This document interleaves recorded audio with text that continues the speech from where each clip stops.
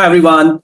So today we are going to talk about a very important and a very hot topic, and that is about sugars. So what are the harmful effects of sugars? Everybody talks about sugars. They know that it is bad, but they still keep taking it, including me, all right, on and off. But yes, we have to avoid the excessive consumption of sugar. That is for sure.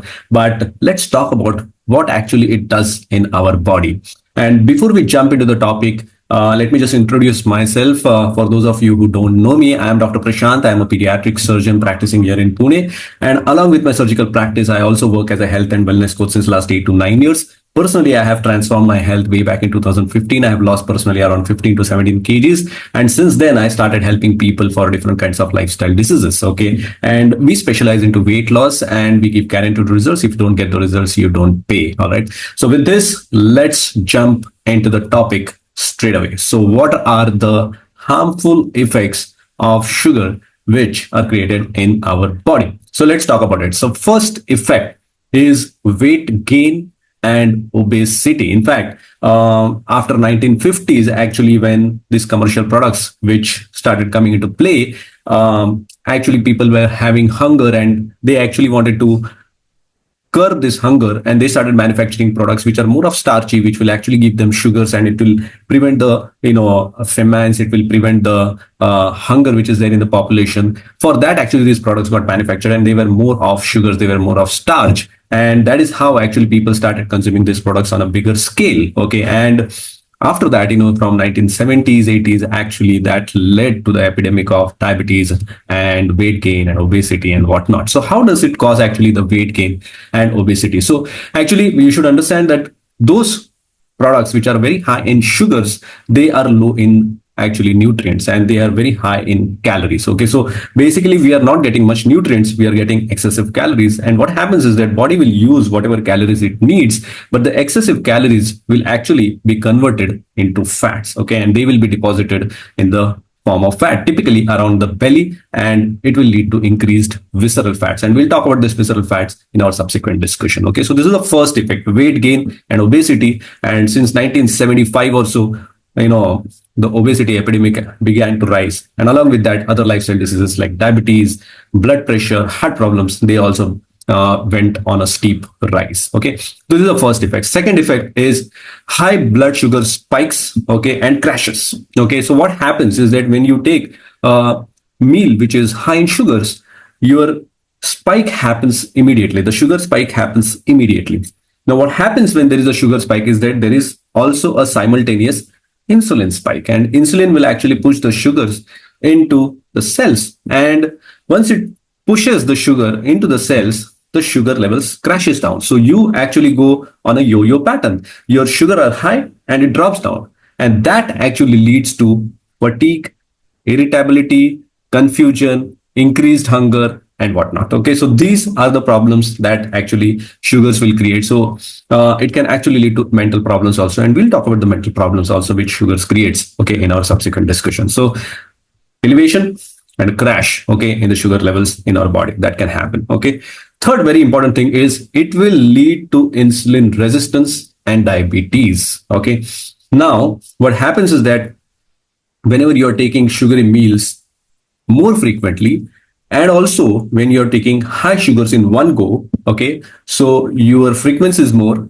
and you're taking high sugar in each meal, then what happens is that there is an insulin spike which is happening continuously, and the pancreas has to overwork. The pancreas has to do a lot of work. It has to continuously secrete insulin again and again and again, and you're stimulating it again and again. And secondly, it has to release a lot of insulin because you're taking high sugars on a consistent basis. So when you take this over a period of time, what happens is that the pancreas gets overworked and it will give up.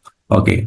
Eventually it will stop producing insulin. Okay. Or it will reduce the production of insulin because it doesn't have that much amount of resources to produce the insulin. Now, if your insulin levels drop down, then your sugar levels are going to be on a persistently high levels in our blood. Okay, and that is what actually will happen. The other thing which will happen is that your cells will become resistant to insulin. Okay, your insulin is persistently elevated. Okay, and your cells actually become resistant to insulin. So you have high levels of insulin, but your cells are not responding to it. Okay, so these are the two effects which can happen. Okay, overworked pancreas, which will not lead to insulin secretion, or secondly, the insulin levels are high but the cells are not responding. So this is called as insulin resistance. And if both of these things happen, then you will end up with diabetes. You have persistently elevated sugars, okay, and that has other set of problems which can happen in your body. Okay.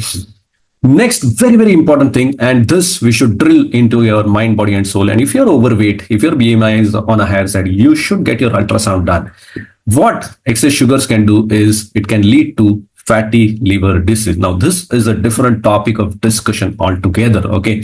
And what happens is that whenever you are taking sugary meals, particularly fructose, okay, then this fructose is mainly metabolized by the liver. Okay. Now, unlike sugar, unlike glucose, fructose is a different sugar. Okay. Now, glucose actually is metabolized by each and every cell of our body. Every cell of our body actually uses glucose, but fructose is not like that. Fructose is utilized by only specific, tissues like liver, muscles, adipose tissue, and kidneys. Okay. So these are some of the organs. These are some of the tissues which actually will utilize fructose. So not every cell is going to use fructose. Okay. So predominantly fructose is, metabolized by liver. Okay. And when it is metabolized by liver, what happens is that there is excess formation of triglycerides, there is excess formation of LDL, and it will also lead to fat deposition. Okay.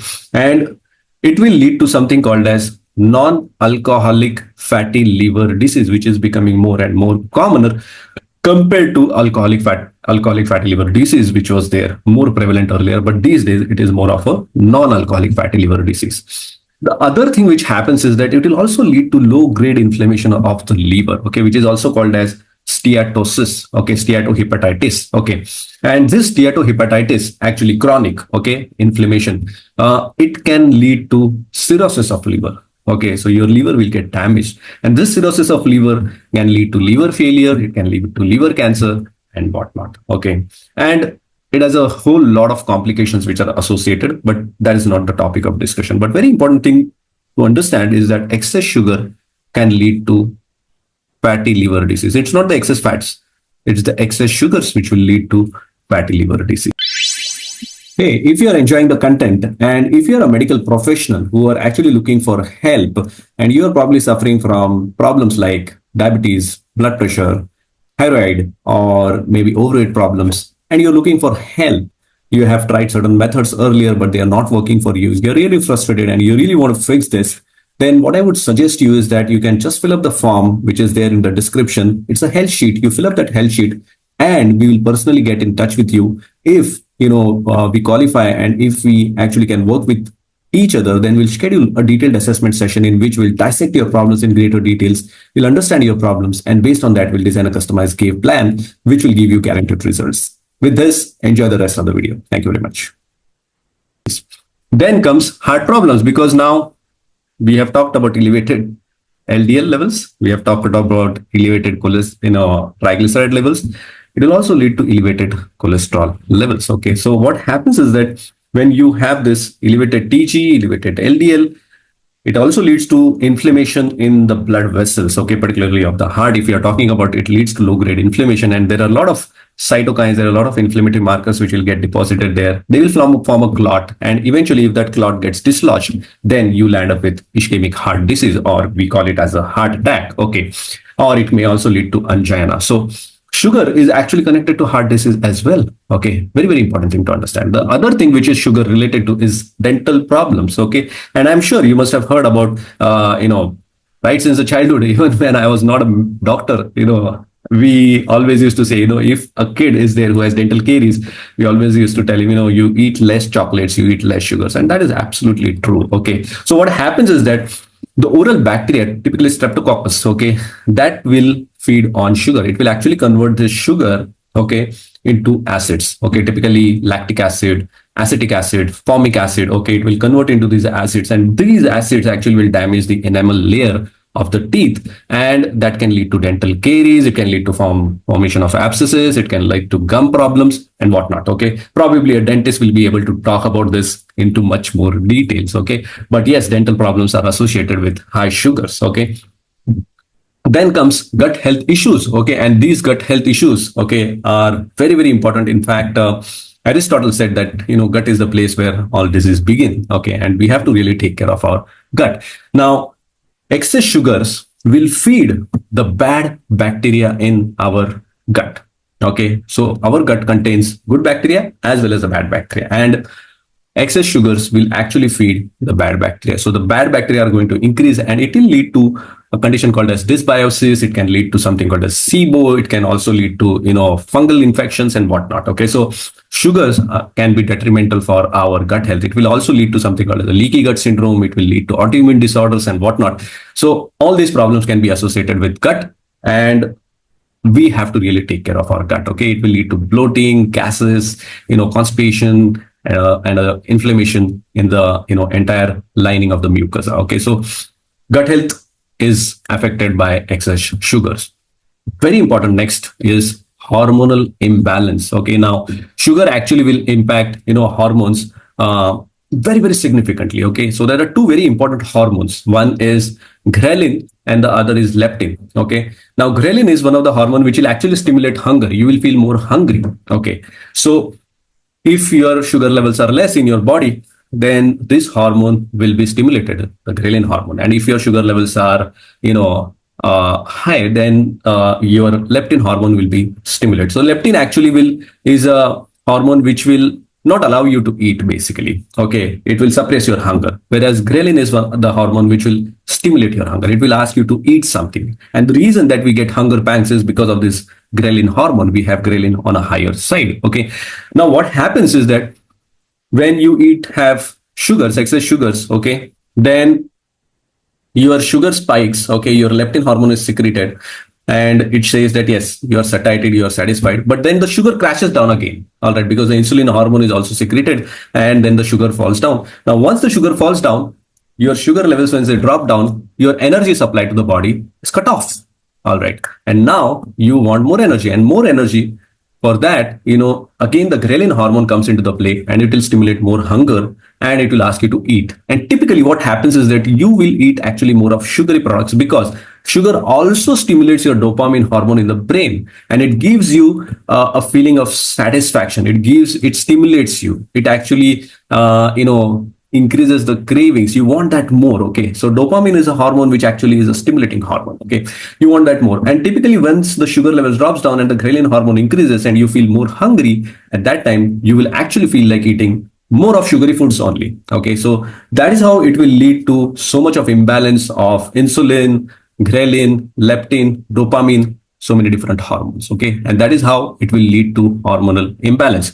Then it will lead to cognitive and mental problems. Okay, it can lead to dementia, it can lead to anxiety, it can lead to confusion. Okay, and this happens because if you're taking sugars for a longer period of time, and the studies which has been done wherein those people who have these anxiety problems and who are taking excessive sugars, it affects actually the gray and the white matter. Okay, it actually lower the gray matter and the white matter also. And as I said, it also affects the dopamine, the mentally you're not able to think properly. It also leads to irritability, confusion, because your sugars are spiking and going down. Yo-yo pattern is going on. So all these affects your cognitive function. All right. Then it also affects your immunity. Okay, and sugar actually is an inflammatory thing. Okay, so it's an inflammatory food. It will increase the secretion of interleukins, TNF, okay, CRP. These inflammatory markers actually will increase in your body. Not only that, but your gut health is also getting affected. So when your gut health is getting affected and there is a low grade inflammation which is going on, okay, in the gut also. Gut is a place where the majority of our immunity actually lies down. Okay, and if the gut itself is getting affected, the immunity is also going to get affected. And of course, these inflammatory markers, they are also going to affect our immunity. So if you're taking excessive sugars, your immunity actually drops down. Okay. Next thing which is very important is skin problems. And sometimes we may not think that probably your skin problem is related to your sugar, but it has a very deep connection, okay, with the sugar. Okay, so what happens is that sugar is as I said, is a inflammatory material. It's an inflammatory product. So when you're taking excessive sugars, these inflammation can lead to acne. Not only that, but there is a process which is called as glycation. What do you mean by glycation? Is the sugars will get attached to proteins, okay, and they will form this glycation products. So typically the sugar will get attached to collagen, and it will also get attached to elastin in the skin, and that is how it will lead to more of loss of elasticity, more of wrinkles. You will see the skin sagging happening. You will see the faster aging of the skin happening because of excessive sugars. Other mechanism by which it actually leads to this skin problems is that when you are taking excessive sugars, okay, and your insulins are spiking frequently, then insulin will also lead to more formation of male hormones, okay, androgens. And these actually androgens, they stimulate the sebaceous glands, okay, and they stimulate sebaceous glands, and this typically seen in a male who is achieving puberty, okay. Their male hormones actually rise, and those male hormones stimulate the sebaceous glands, and that is why they get this acne, okay, during the puberty. I myself had that acne during my puberty also. And this can happen if you're taking excessive sugars as well. It will stimulate stimulate the insulin, and insulin will actually lead to more formation of male hormones, and that will stimulate the sebaceous glands, leading to more formation of acne. Okay. Last but not the least, it can also lead to cancer, certain cancers. Okay. So chronic inflammation, because again, sugar leads to inflammation, and chronic inflammation and elevated insulin levels actually increase the risk of certain cancers, typically breast cancer or colon cancer as well. Okay. So these are some of the harmful effects of, sugar. And what I would recommend is that, if we restrict our sugar intake, all right, as much as possible, and switch to more of complex carbohydrates rather than simple carbohydrates. And even if you want to have those share of cheat meals where you are having, want to have that ice cream, or want to have that pizza, or want to have that burger, or want to have that any food which is more in sugars, I would recommend not more than once a week. All right. With that, I would end this discussion. Thank you very much for listening.